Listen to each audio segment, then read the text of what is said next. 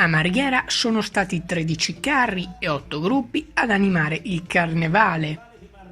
Si parla di inquinamento, cartoons e racconti fiabeschi nelle rappresentazioni messe in scena.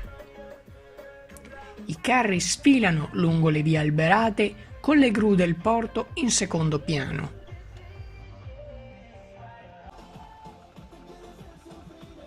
Una fitta folla si è formata a bordo strada per ammirare le imponenti strutture di ferro e cartapesta, perché il Carnevale dei Grandi Numeri a Venezia non è esclusiva della laguna.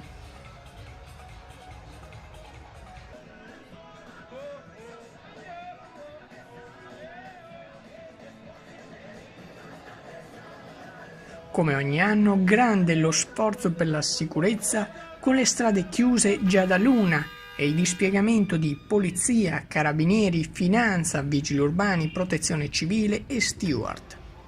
Bus usati come barriere contro eventuali mezzi e transenne in centro a Marghera per contenere la folla.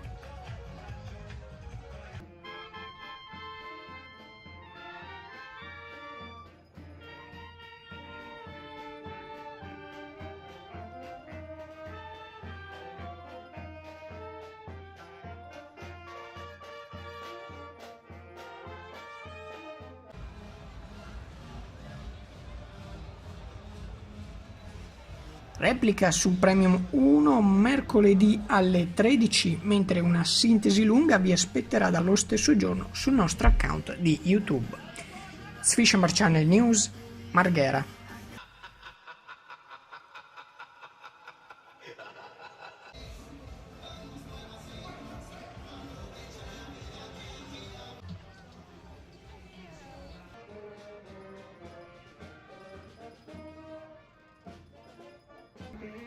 Suena la música.